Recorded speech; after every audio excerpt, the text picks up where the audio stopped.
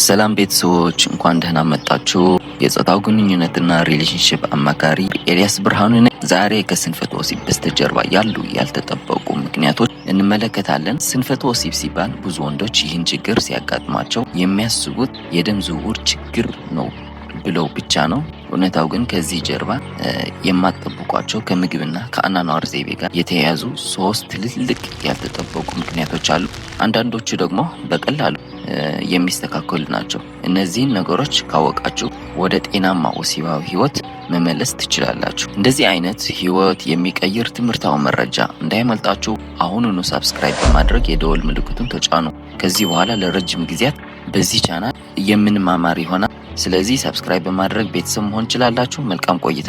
በአንደኛ ደረጃ የምንመለከተው የጥርስና የድድ በሽታዎች ነው። የጥርስና የድድ በሽታዎች ከወሲባዊ በሽታ ጋር ምን ያገናኛቸዋል ልትሉ ትችላላችሁ። ነገር ግን በአፍ ውስጥ ያለ ችግር አልጋ ላይ ችግር ሊፈጠር ይችላል። ይህን ደግሞ በሁለት መንገድ ከፋፍለን ስናየው፣ በሳይንሳዊ ግኝት ስናየው ጥናቶች እንደሚያሳዩት ከድድ በሽታ የሚመጡ ባክቴሪያዎችና እብጠቶች ወደ ደም ስር ውስጥ ዘልቀው ይገባሉ። እነዚህ ባክቴሪያዎች በሰውነት ውስጥ የደም ስር እብጠትን ወይም ደግሞ ኢንፍላሜሽን ይፈጥራሉ። የደም ዝውውር መጥበብ ነው። ሁለተኛው ደግሞ የብልት መቆም በንጹህና ጤናማ የደም ዝውውር ላይ የተመሰረተ ነው። በአፍ ውስጥ ያለው እብጠት የደም ስሮችን እንዲጠብ ያደርጋል። ይህም ወደ ብልት የሚሄደውን የደም መጠን ይቀንሳል። ስለዚህ አፍህን በደንብ የማትጠብቅ ከሆነ በወሲብ ህይወትህ ላይ አደጋ እየፈጠርክ ነው።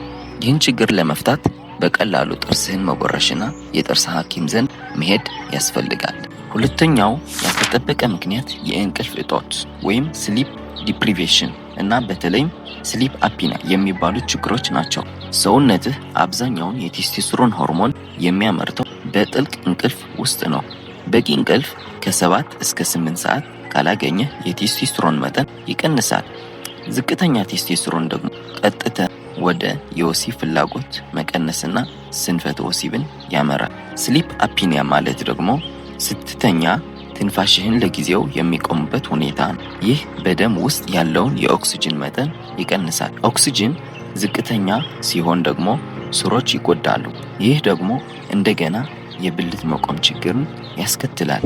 ስለዚህ ከባልደረባህ ጋር ስትሆን ከመተኛትህ በፊት የሚሰማህን ድካም ከብልት መቆም ችግር ጋር ቀጥተኛ ግንኙነት ሊኖረው ይችላል። ሶስተኛው የማትጠብቁትና በጣም ስሜታዊ የሆነ ምክንያት ብቸኝነትና ማህበራዊ መገለል ናቸው። በመጀመሪያ የምንመለከተው የአእምሮ ጤና። ብቸኝነት ወደ ድብርት ወይም ዲፕሬሽን እና ከፍተኛ አንዛይቲ ያመራል። እነዚህ የአእምሮ ችግሮች ደግሞ የብልት መቆምን የሚገታውን ኮርቲሶል ሆርሞን እንዲጨምር ያደርጋሉ። ስሜታዊ ጤና ሲጎዳ አካላዊ ጤናን ይከተለዋል። ሌላኛው በዚህ ውስጥ የምናገኘው የኦክሲቶሊን እጥረት ነው።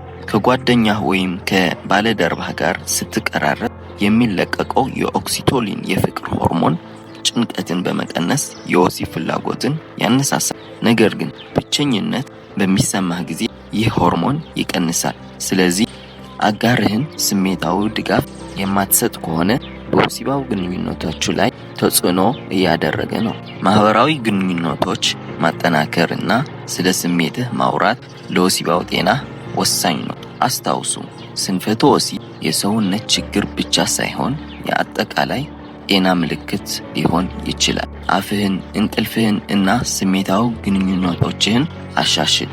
እነዚህ ያልተጠበቁ መንስኤዎች ሲስተካከሉ የወሲብ ህይወትህም ይሻሻላል። ይህ ቪዲዮ አይናችሁን እንደከፈተ ተስፋ አደርጋለሁ።